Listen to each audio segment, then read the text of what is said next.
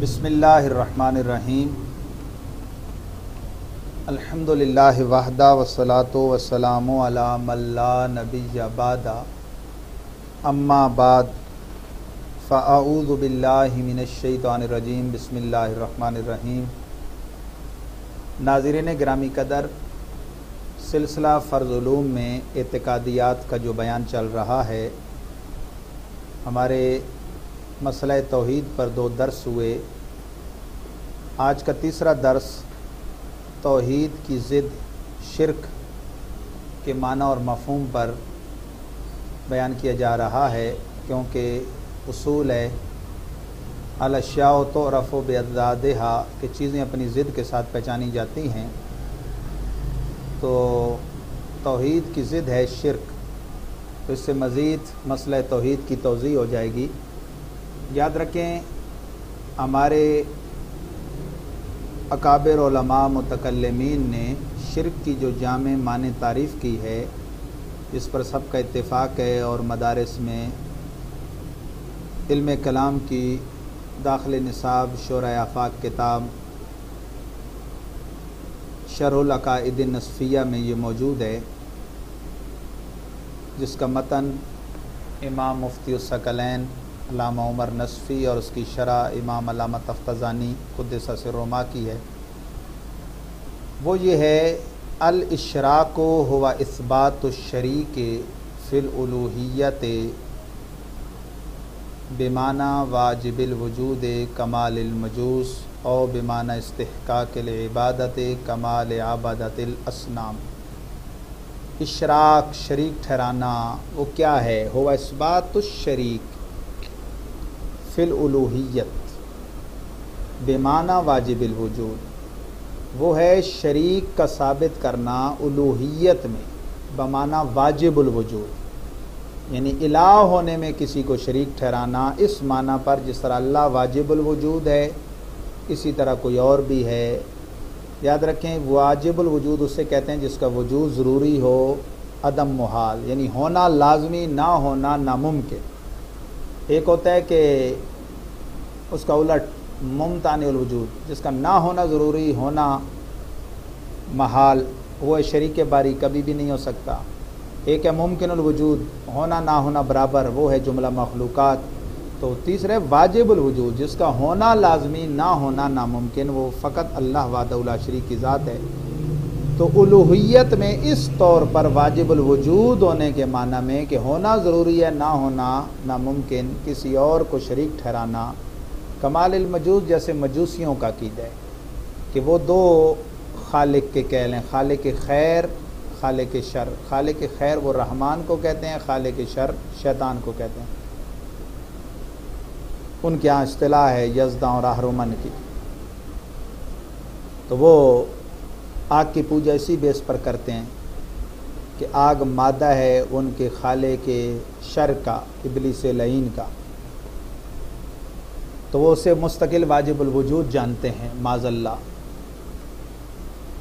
او بمعنی استحقاق العبادت کمال عبادت الاصنام، یا پھر یہ ہے کہ اس بات شریک کرنا الوہیت میں بمعنی واجب الوجود نہیں، اس معنی پر کہ جیسے اللہ استحقاق عبادت رکھتا ہے، مستحق عبادت ہے، اسی طرح کوئی اور بھی ہے۔ یا پھر یہ عقیدہ رکھنے والا مشرک ہوگا۔ ان دونوں میں سے کوئی ایک عقیدہ رکھنے والا یا دونوں، کہ شریک ٹھہرائے الوہیت میں واجب الوجود کے معنی پہ، جیسے اللہ کا ہونا ضروری، نہ ہونا ناممکن، اسی طرح کوئی اور بھی ہے، اسے کسی نے پیدا نہیں کیا، اس کا ہونا خود بہت ضروری ہے۔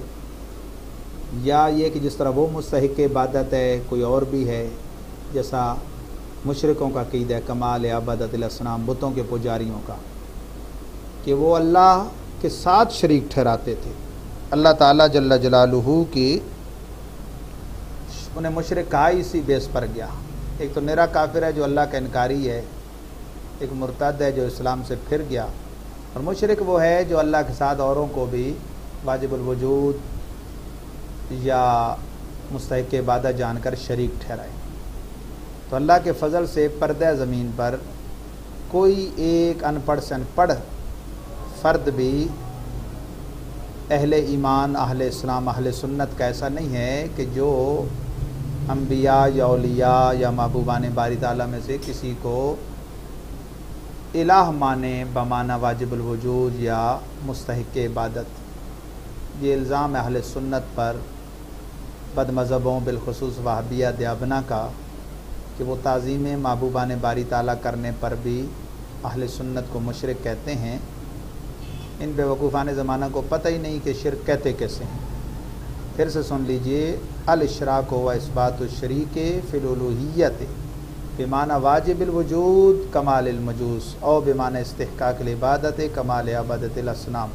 شرح قید نصفیہ میں یہ جامع تعریف موجود ہے جس کی تردید کی کسی میں بھی جرأت نہیں۔ تو معیار الوہیت پھر کیا ہوا؟ واجب الوجود ہونا اور مستحق عبادت ہونا۔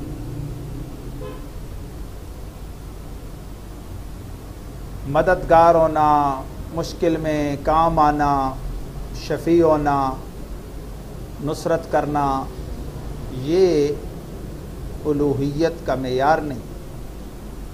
یہ الہ العالمین کی دی ہوئی طاقت سے اس کے بندے بھی کرتے ہیں۔ اس کے عطا سے بھی کوئی معبود نہیں بنا کہ بھئی اس نے کسی کو معبود بنا دیا ہو یا اسے واجب الوجود کر دیا ہو یا مستحق عبادت کر دیا ہو، اس کا کوئی بھی قیل نہیں۔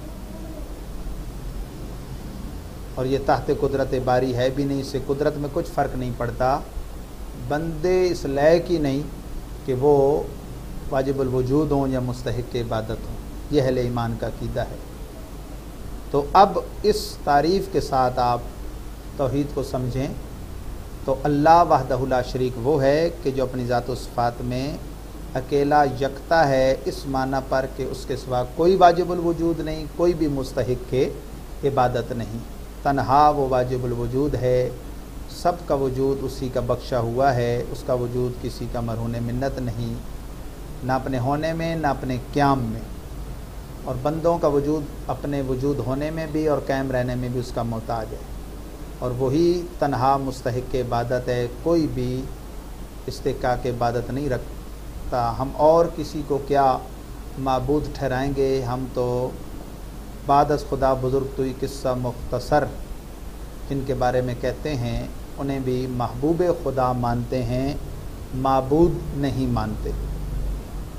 وہ محبوب خالق ہیں، وہ معبود خلق نہیں۔ اللہ تعالی ہمیں اس نازک مسئلہ کو صحیح سمجھنے کی توفیق عطا فرمائے، اور امت میں جو لوگ بگاڑ پیدا کرتے ہیں اس حوالے سے ان کے شر سے محفوظ و مامون فرمائے۔ وآخر دعوانا الحمد للہ رب العالمین۔